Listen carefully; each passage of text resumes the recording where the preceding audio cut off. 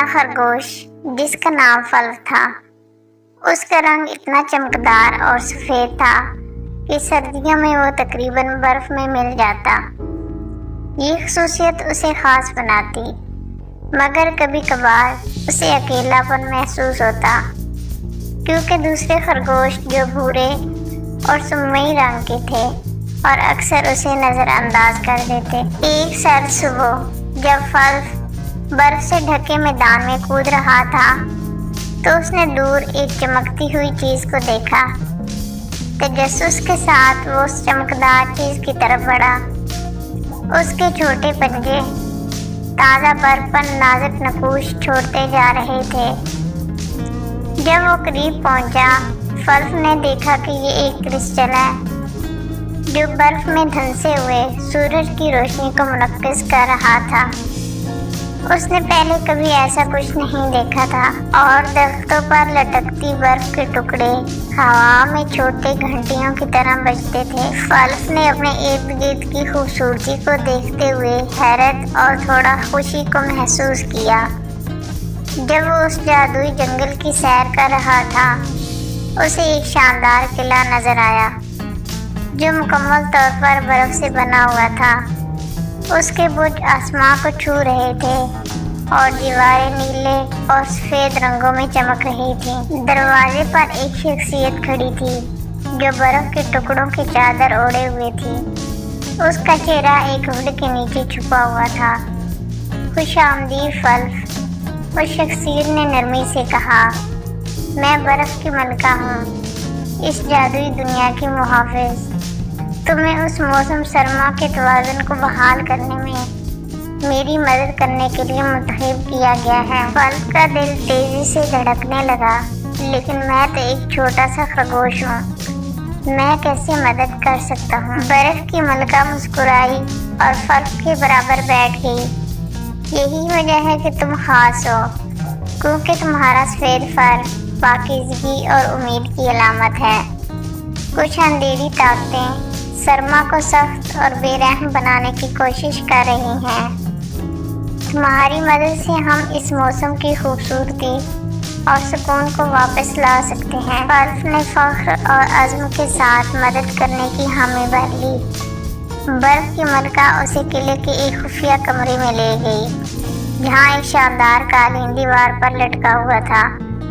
कालीन पर मौसमों का चक्र दिखाया गया, मगर सरमा तारीक और खौफनाक था। बर्फ की मलका ने वजाहत की कि उन्हें 4 अंसरी क्रिस्टल बर्फ, हवा, पानी और रोशनी को तलाश करना होगा ताकि तवाज़ुन बहाल किया जा सके। उनका सफ़र बर्फ के क्रिस्टल की तलाश से शुरू हुआ, जो जंगल के दिल में बर्फानी गारों में छुपा हुआ था।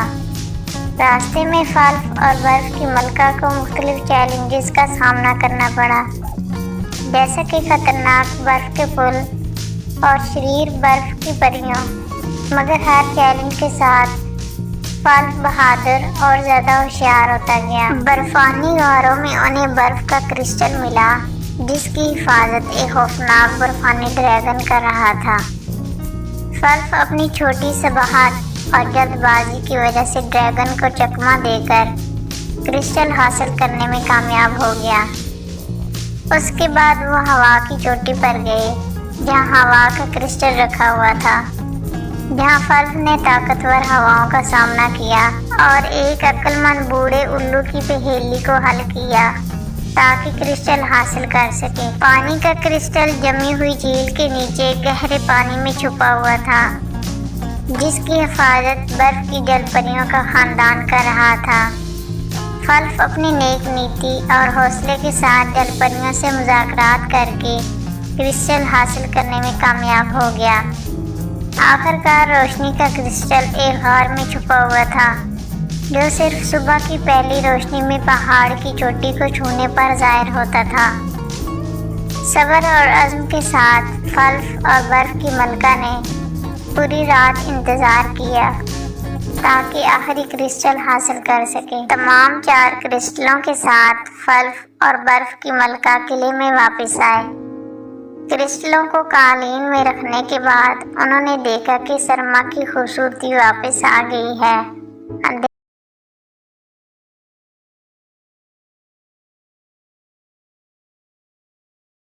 اور جنگل خوشی سے بھر گیا۔ برف کی ملکہ نے فلف کا شکریہ ادا کیا۔ روشنی کے کرسٹل کا ٹکڑا تھا تاکہ وہ ہمیشہ جادوئی دنیا کا حصہ اپنے پاس رکھ سکے۔ جب فلف کے واپس جانے کا وقت آیا تو برف کی ملکہ نے اپنی جادوئی طاقت سے اسے واپس بھیج دیا۔ فلف نے دوبارہ اپنے آپ کو اسی میدان میں پایا جہاں اس نے کرسٹل کو دیکھا تھا۔